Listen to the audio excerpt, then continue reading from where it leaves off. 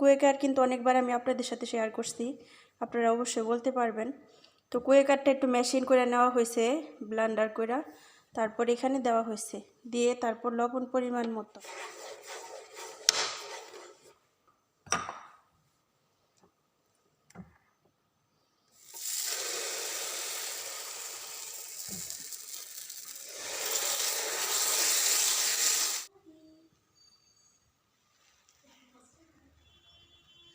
يلا باسش يمكن.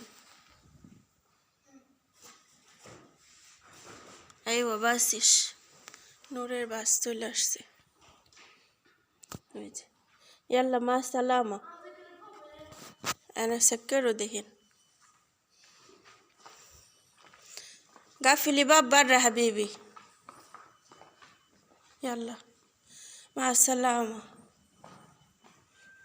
আমি নূরকে দেখি, বাস হয়ে যায়, চলে যেতেছে। লেশগপ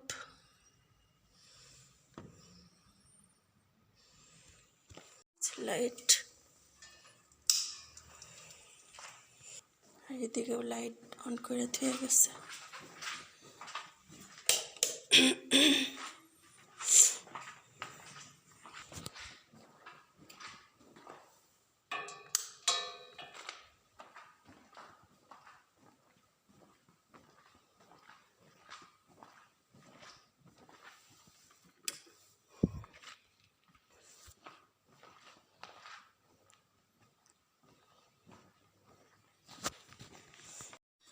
তো বাচ্চারা স্কুলে চলে গেল, এখন আমি কিছুক্ষণ একটু রেস্ট নিব, 1 ঘন্টা 1.5 ঘন্টা, তারপরে আবার কাজ শুরু করব। তো আসসালামু আলাইকুম, হ্যালো এভরিওয়ান, প্রিয় আপুরা ভাইয়ারা, আপনারা সবাই কেমন আছেন? আশা করছি অনেক ভালো। সবাইকে শুভ সকাল। সকালবেলা একদমই সকাল। আর আজকে অনেক ছিল, কুয়াশা ছিল বাইরে, মানে বাচ্চার স্কুলে যাওয়ার সময় কুয়াশা পড়লে এমন একটা বিরক্তকর হয় যে বিরক্ত লাগে আমার। কারণ যেই বাস আসবো হয়েছে 8টার সময়, ওই বাস আসে 10টার সময়, মানে সময় কোনোটাই হয় না। তো সবাই সাথেই থাকুন, আমি একটু রেস্ট নেই, একটু ঘুমাই হালকা একটু, তারপর আবার উঠবো। সারা রাতের মধ্যে মাত্র আমার 3 ঘন্টা ঘুমাইছি। এখন যদি আর একটু না ঘুমাই তাহলে আর কাজকর্ম করতে পারবো না। এই হচ্ছে বিষয়, সাথেই থাকুন। আর এখানে বাচ্চাদের রিকোয়েস্টের জিনিসপত্র চলে আসলো, তো আজকে কোনোভাবে এগুলি আনতে চায় না ম্যাডামে। তো মেয়েরা অনেক রিকোয়েস্ট করলো, বড় মেয়ের বান্ধবীরা আসবে, পরে বলতেছে আম্মু তুমি কিছু নিয়ে আসো ওদের জন্য, কিছু জুস, তারপর হচ্ছে কিছু 7 আপ বা কোকাকোলা এগুলো নিয়ে আসো। তো কিছু কোকাকোলা নিয়ে আসছে, আর কিছু জুস নিয়ে আসছে ফলের, আর এখানে মেয়েদের পছন্দের কিছু চিপস নিয়ে আসছে। মাশাআল্লাহ তাবারাকাল্লাহ। তো এখন এগুলো উপরে নিয়ে যাব, নিয়ে তারপর যার যারটা তার রুমে দিয়ে আসবো। মাশাআল্লাহ তাবারাকাল্লাহ।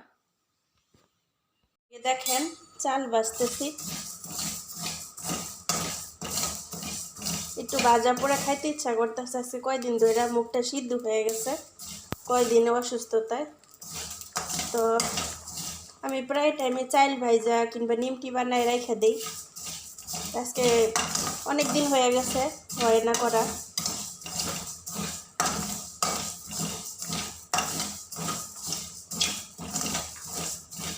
আগে কি করতাম, আগে বানাইতাম, সিঙ্গারা বানায় রাখতাম, এখন করা হয় না।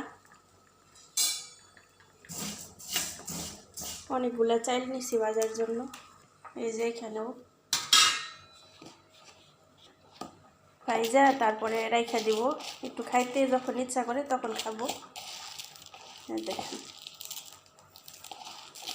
চালটা সুন্দর করে ফুলে কখন, যখন আপনি হালকা একটু লবণ আর একটু পানি দিয়া 10-15 মিনিট আপনি রেস্টে রেখে দিবেন, তখন চালটা সুন্দর হয়।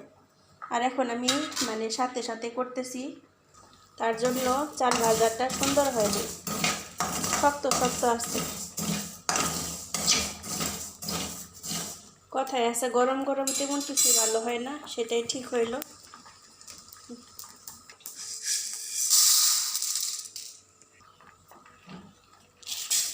বাকিটাও ভাইজানি।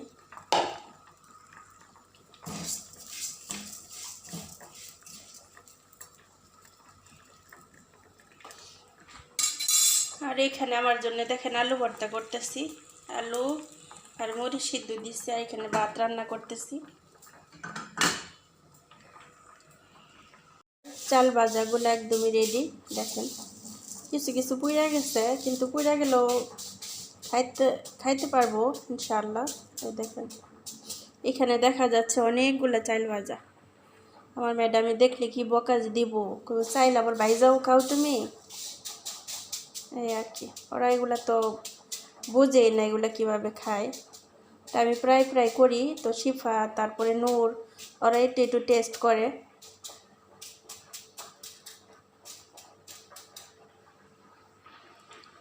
তো এখন খাবারটা খাই আলু ভর্তা করে। আর এখানে চলে আসলাম সেই রুটিগুলো বানাতে। এই যে তিল, কালিজিরা আর হচ্ছে কুয়েকার দিয়ে।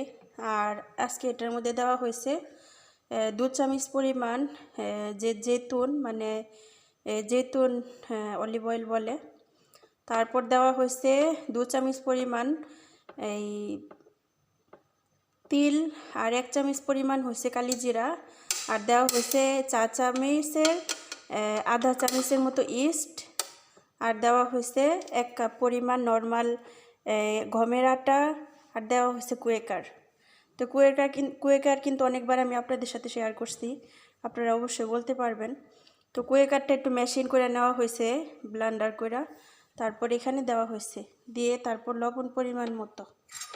তো এই যে দেখেন লোকটা। তো আসলে কুয়েকার অনেক অনেক অনেক নাকি প্রোটিন, অনেক উপকার শরীরের জন্য। তো ম্যাডাম ডায়েট করে বিদায় এই রুটিটা খায়, তো ভালোই লাগে। বেশি অনেক সময় সবাইও খায়। তো এখন বানাবো। তো তেল বেশি দিতে হয় না, হালকা একটু তেল দিয়ে জাস্ট ব্রাশ করা।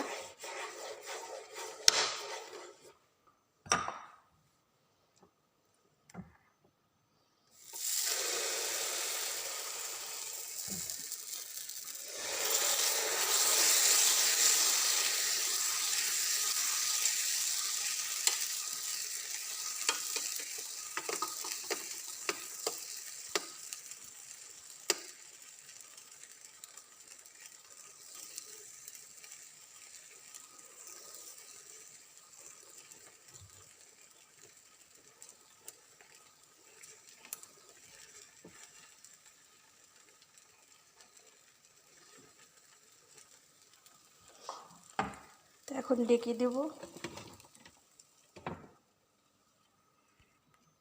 তো কিছুক্ষণ পর চলে আসলাম, দেখি কতটুকু হয়েছে। না মাশাআল্লাহ মাশাআল্লাহ মাশাআল্লাহ।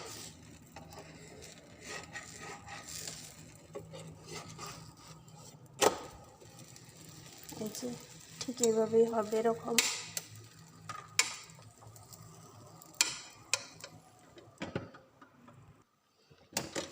এই তো এখন হয়ে গেছে।